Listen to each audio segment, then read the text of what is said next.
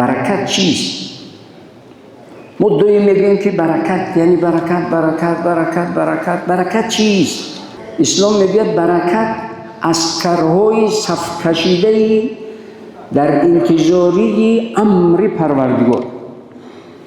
عسکرهای صف کشیده در انتظار امر پروردگار، مثل اینکه عسکرهای صف کشیده در انتظار امر گنرال هستن یا کماندیر هستن. کماندیر سفارش داد، حتی که جان خود رو به خطر میگذارد، میرود اون امر رو انجام میدهد. همه اکثریت کل خدمت حربی کردگی هستن. باید که سفارش گنرال یا کماندیر باید که حتما باید که عسکر بچه باید اجرا کنند. برکت عسکرهای صف کشیده در انتظار امر پروردگار. وقتی که پروردگار میگه که برکت را میگه، برو با رزق روزیش، برو با فرزندش، برو با عمرش، برو با خانهش، برو با زوجش. اون امر پروردگار رو اجرا میکنه. هیچ ممکن نیست که اجرا نکنه.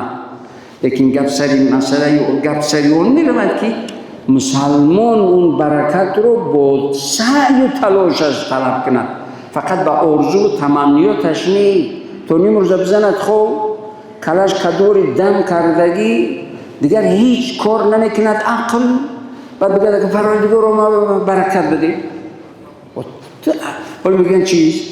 پروردگار میگه سال خورده ها و تجربه دارا و انسان های با تجربه و دانشمندا میگن که بچم خدا گفته است از تو حرکت، از من چی؟ از من برکت.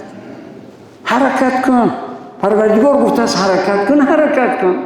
این نماز ما رو نجات نمیدهد. لیکن مادامی که پروردگار گفتگی است ما باید انجام بدهیم. مادامی که پروردگار گفتگی است ما باید سعی و تلاش کنیم. این عبادت ما به درد نمیخورد. حتی پیامبر علیه السلام گفتن که این عبادت‌های من رو نجات نمیدهد، فقط رحمت پروردگاری هست. لیکن پروردگار ببیند که بنده‌اش مهنت و زحمت میکشد، آن همون مهنت و زحمتی بنده‌اش رو قدر میکند و نجات میدهد. یگانه چیزی که مسلمان رو نجات میدهد در روز قیامت رحمت پروردگاری هست. رحمتی پروردگاری هست. انسانی مغروری به عبادتش در این دنیا که دعوا میکند، حتی در قیامت هم دعوا میکند. بعضی انسانایی با عبادتش دعوا میکنند، میگوید که پروردگار رو، حال میگوید ملائکه میگوید بیا برو جنت. میگه کجا جنت؟ حالا بیس من کارهای انجام دادگیم، احسانای کردگیم، نمازهای خواندگیم، اون همه مهنت زحمتی انجام دادم، این همه رو حساب کنید پس من میروم. یعنی با من مقامی بلندی بدهید که برای من مهنت کردگی هستم. دعوا میکنم. میگه چنین است بیا بریم. میرود تشنه، زبانش از حلقش بیرون خشک و میگه که اون قطره آب بدهی در روز قیامت، روز محشر. حدیث صحیح هست. میگه که نیم عمل انجام دادن با نیم پیاله آب معنیش میگه ناچور. میرود باز کتمت میموند تمام. میگه آب، میگه باقی مانده عملهای انجام دادن با نیم آب. حتی سزاوار این هم نیست، لیکن برای تو رحمی ما ملائکه‌های متصل اونش را میدید خالی صفر میموند. از میگه فهمیدی یکنولی چی است این عملی تو؟ میگه پروردگار رو با رحمتت بگیر که من مغرور شدم. پروردگار رو با رحمتت بگیر. برای همین پیامبر اساسا میگه که حتی من با عملهایم داخل جنت شدن نمیتوانم. امید از رحمت پروردگار دارم. همه ما شما امید از رحمت پروردگار داریم. پروردگار به همه ما با نظر رحمتش نظر کند و دعا کنیم پروردگار رو امروز همه روزی ما رو مبارک با برکت بگردان. پروردگار رو رحمت مغفرت خیر و برکتت رو همیشگی بگردان. پروردگار همه ما رو خصوصا جوانان ما رو توفیق ایمان هدایت کامل نصیب روزی بگردان. پروردگار توفیق عبادت خصوصا اونایی که در جوانایی که در مهاجرت مهنتی هستند، پروردگار توفیق را رفیقشان بگردان و در کسب و کارشان برکت عطا فرما و با برکت و با عزت و با سعادت و با سری بلند به نزد پیوندانشان بر بگردان.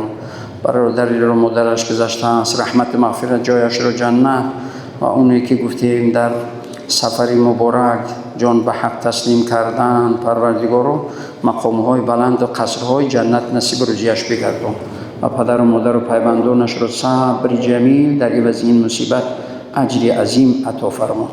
پروردگارا تمام بیماران اهل اسلام را شفای کامل عاجل عطا فرما و خواهرچه از همون سیل‌های کلوب در بیمارستان وزنین هست، نزدیکانش گذشته است، خودش باقی مانده است در حالتی وزنین. پروردگارا خصوصا این خواهرچه‌ای که از سیل‌های شهر کلوب آسیب دیدگی هست، پروردگارا در حفظ و حمایه و پناه خودت نگاهش بدار، شفای کامل و عاجل و عمر دراز به درد با برکت، عزت برکت و سعادتش عطا فرما.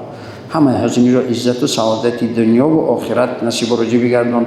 پروردگارا کشور ما را همیشه آرام و آباد، پیشرفته و ترقی کرده از جهت دین دنیا در حفظ و حمایه و پناه خودت نگه بدار. پروردگارا پیشوای ملت، همه آنهایی که خیرخواه این کشور هستند، مهنت و زحمت برای آبادی و آرامی این کشور مهنت و زحمت میکشند، همگی را پروردگارا در تمام کارهای خیر، عملهای صالح و نیتهای نیکشان کامیاب و موفقشان بگردان.